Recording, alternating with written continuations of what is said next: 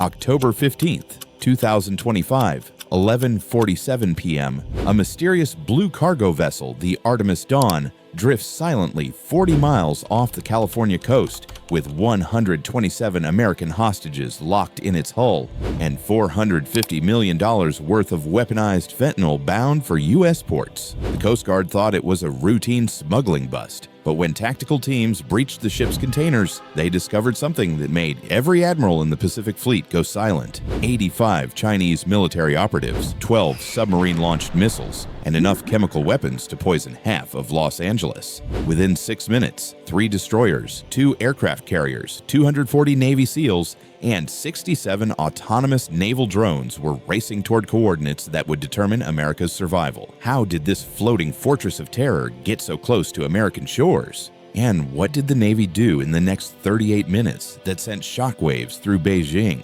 The Artemis Dawn wasn't just another smuggling vessel, it was a 400-foot Trojan horse disguised as a legitimate cargo ship, registered under a shell company in Panama, but operated by a joint cartel terrorist network with direct ties to foreign military intelligence. For 3 months, naval intelligence had been tracking unusual shipping patterns from Southeast Asia, but nothing prepared them for what satellite reconnaissance revealed at 11:30 p.m. that October night. The ship's manifest listed agricultural equipment and electronics, but thermal imaging showed human heat signatures concentrated in modified cargo containers welded shut from the outside. Advanced sonar detected metallic objects consistent with military-grade weapon systems hidden beneath false floors. Most alarming of all, radiation detectors aboard Coast Guard cutter Hamilton registered elevated levels suggesting the presence of enriched uranium or weaponized chemical compounds. Captain Maria Rodriguez of the Coast Guard's elite maritime security response team had seen her share of smuggling operations,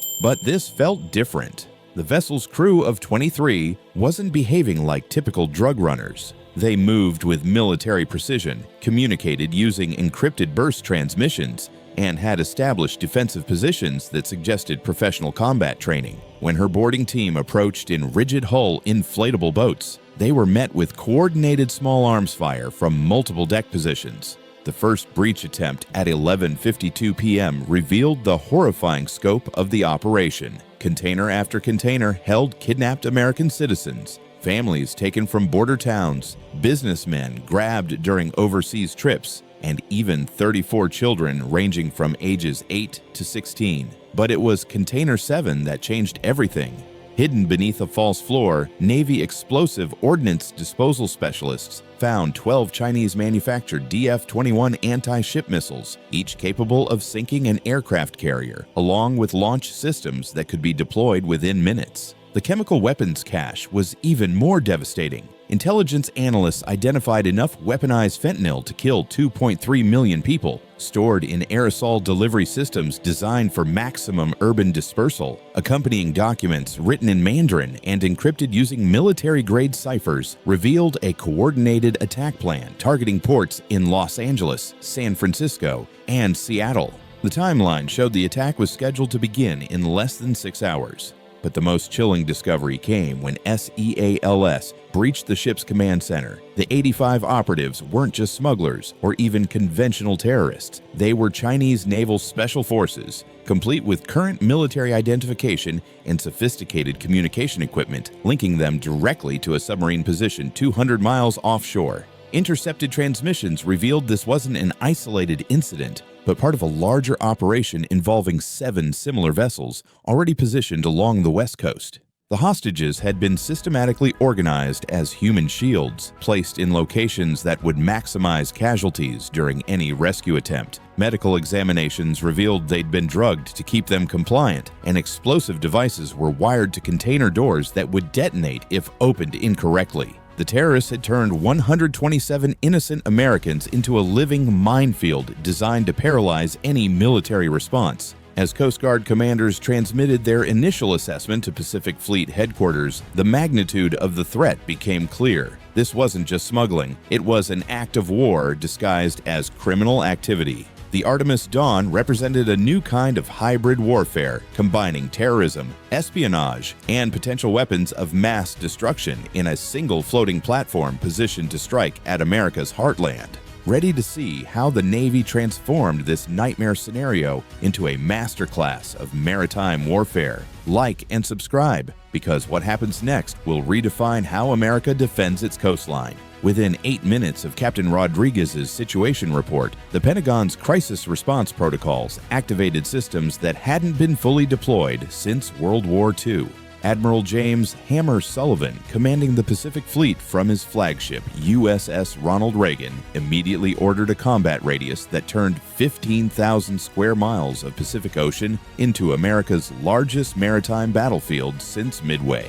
The response was overwhelming and precise. Aircraft carrier USS Gerald R. Ford, with its complement of 78 F-35C Lightning II fighters and 24 FA-18 Super Hornets, altered course from routine exercises off Hawaii and began a high-speed transit toward the California coast. Its sister ship USS John F. Kennedy launched from San Diego with a full battle group, 6 Arleigh Burke-class destroyers, 4 Virginia-class attack submarines, and 2 Ohio-class guided missile submarines carrying a combined total of 462 Tomahawk cruise missiles. But the surface fleet was only the visible component of America's response. Beneath the waves, 12 unmanned underwater vehicles deployed from submarine launch tubes began mapping the ocean floor for additional threats. These autonomous hunters, each equipped with sonar arrays capable of detecting objects the size of a briefcase at 30 miles, confirmed Admiral Sullivan's worst fears.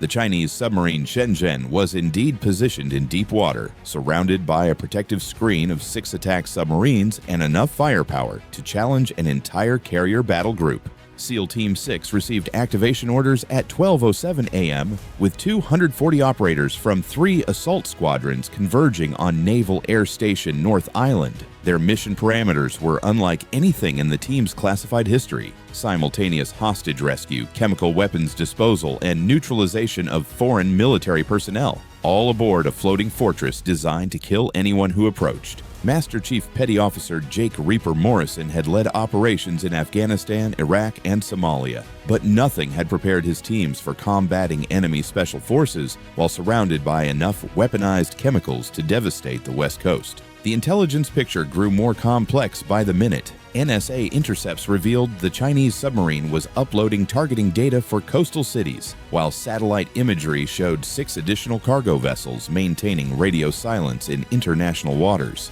Each ship displayed the same thermal signatures and defensive postures as the Artemis Dawn, suggesting a coordinated assault designed to overwhelm America's coastal defenses through simultaneous attacks. Naval Air Station Coronado became a hub of controlled chaos as MH-60 Seahawk helicopters loaded with specialized equipment prepared for the most complex maritime hostage rescue in U.S. history. Each aircraft carried thermal imaging systems capable of seeing through steel hulls, while their crews trained on ship mock-ups constructed in real time based on Coast Guard reconnaissance photos. The margin for error was 0. A single mistake would trigger the explosive devices wired throughout the hostage containers. Advanced warfare took on new meaning as 67 autonomous naval drones launched from destroyers positioned in a 50-mile perimeter around the Artemis Dawn.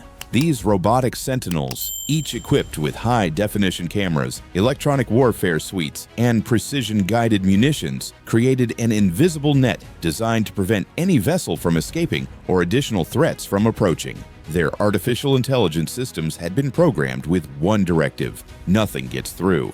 The Chinese submarine commander made his first tactical error at 12:23 a.m. by attempting to reposition closer to the American battle group. Virginia-class submarine USS Colorado detected the movement pattern and began shadowing the enemy vessel, while Ohio-class USS Florida positioned itself between the Chinese fleet and the California coastline. The underwater chess game had begun, with nuclear submarines maneuvering in 3-dimensional combat formations not seen since the Cold War. As dawn approached, Admiral Sullivan faced a strategic decision that would define American naval doctrine for decades: how to eliminate a sophisticated enemy force while preserving 127 innocent lives aboard a floating chemical weapons factory. At 12:31 a.m., Admiral Sullivan gave the order that transformed the Pacific Ocean into a technological killing field. Operation Neptune's Trident is authorized. All units, weapons free on designated targets. The first wave wasn't conventional warfare, it was electronic annihilation. Cyber warfare specialists aboard USS Gerald R. Ford launched coordinated attacks against the Artemis Dawn's communication systems, navigation equipment, and defensive networks. Within 90 seconds, the cargo ship's ability to coordinate with the Chinese submarine vanished, leaving its 85 operatives isolated and blind to American movements. But the enemy had prepared for this scenario. As soon as their communications went dark, the Chinese special forces aboard the Artemis Dawn activated predetermined defensive positions that turned the cargo vessel into a floating fortress. Heavy machine gun positions emerged from concealed deck compartments, while shoulder-fired surface-to-air missiles appeared at strategic points around the ship's superstructure. They weren't planning to surrender, they were preparing to take as many Americans as possible down with them. The first kinetic strike came from an unexpected direction. USS Colorado, positioned 4 miles beneath the surface, fired a single Mark 48 torpedo not at the enemy submarine, but at a precise point 200 yards from the Artemis Dawn's starboard side. The underwater explosion created a massive pressure wave that disabled the cargo ship's engines and steering while avoiding damage to the hostage containers. The message was clear: you're not going anywhere. SEAL Team 6's approach began at 12:47 a.m. using a tactic never before attempted in combat. 12 Mark V Special Operations craft, each carrying 20 operators, approached the Artemis Dawn from multiple vectors while remaining below radar detection altitude. But the real infiltration came from beneath.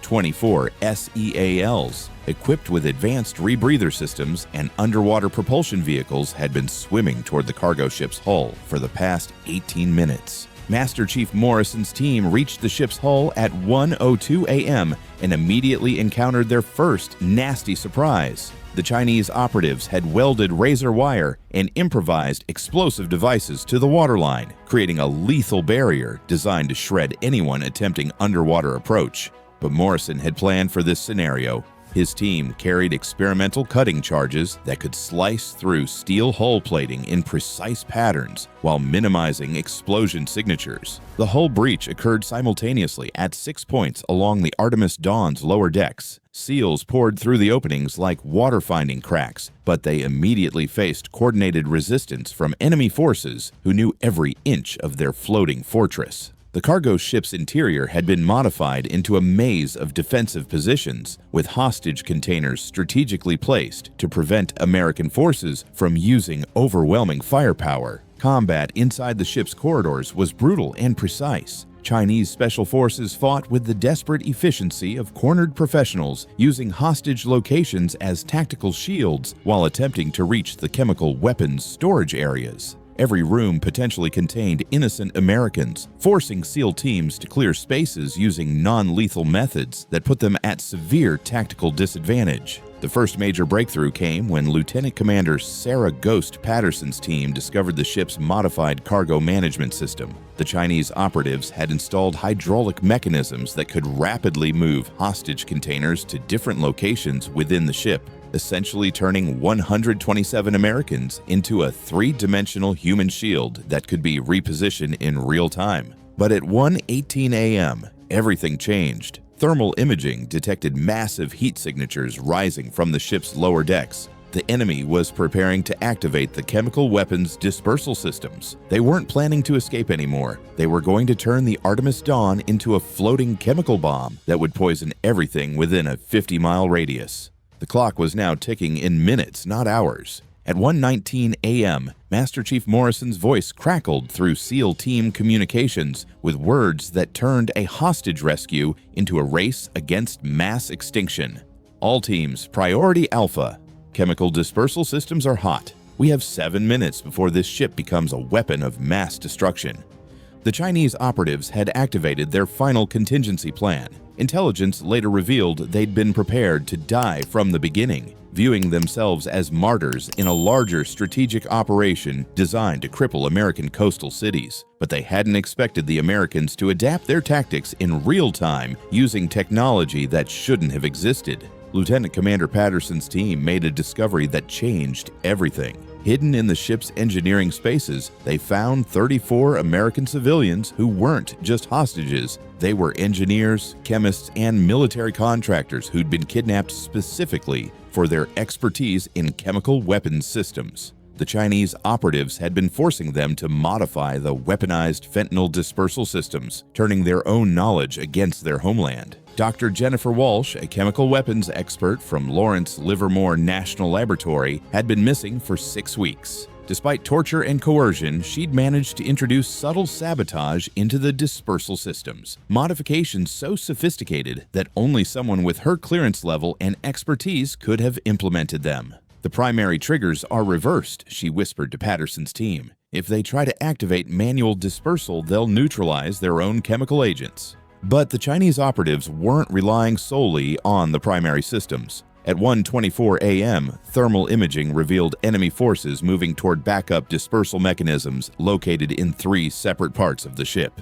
Each backup system was independently operated and positioned near hostage containers, creating a scenario where SEALs would have to choose between saving innocent Americans and preventing chemical weapons deployment. The solution came from an unexpected source. Admiral Sullivan authorized the deployment of experimental countermeasures that had never been tested in combat conditions. USS Gerald R. Ford launched 12 specialized drones, each carrying neutralizing agents designed to chemically bind with weaponized fentanyl and render it harmless. These aerial robots could inject neutralizing compounds directly into the ship's ventilation systems, but only if SEAL teams could provide precise targeting data from inside the vessel. Combat intensified as Chinese special forces realized their window for successful deployment was closing. They initiated a coordinated counterattack designed to overwhelm American forces through simultaneous assaults on multiple decks. Explosions echoed through the ship's hull as enemy operatives used grenades and demolition charges, accepting that some hostages might be killed in exchange for mission completion. SEAL Team 3, led by Lieutenant Jake Viper Rodriguez, encountered the most dangerous resistance in the ship's forward compartments. 18 Chinese operatives had established a defensive position around the primary chemical weapons storage area, protected by advanced body armor and armed with weapons that suggested they'd been planning this operation for months. The firefight was savage and close quarters, with Americans using night vision and thermal imaging to maintain tactical advantage in the ship's darkened corridors. At 1:31 a.m., the first major tactical breakthrough occurred. Patterson's team successfully secured the ship's central computer system and began uploading targeting data to the neutralizing drones circling overhead. But their success triggered a response none of them had anticipated. The Chinese submarine Shenzhen began launching torpedoes toward the American battle group, attempting to create enough chaos to allow the Artemis Dawn to complete its mission. Underwater warfare erupted as USS Colorado and USS Virginia engaged multiple enemy submarines in 3-dimensional combat. Torpedo explosions created massive pressure waves that could be felt aboard the cargo ship, where SEAL teams continued fighting room by room to prevent chemical weapons deployment. With 4 minutes remaining before dispersal activation, Master Chief Morrison received intelligence that made his blood run cold. At 1:33 a.m., Morrison learned the terrifying truth. The Artemis Dawn was only the beginning. Satellite intelligence revealed the 6 additional Chinese cargo vessels had simultaneously activated their own chemical weapon systems, creating a coordinated attack designed to poison every major West Coast port from Seattle to San Diego. But Admiral Sullivan had anticipated this scenario. Operation Neptune's Trident expanded into the largest coordinated maritime strike in U.S. naval history. 7 carrier battle groups, 156 guided missile destroyers, 67 attack submarines, and 1,240 aircraft engaged enemy forces across 400 square miles of Pacific Ocean in a simultaneous operation that lasted exactly 23 minutes.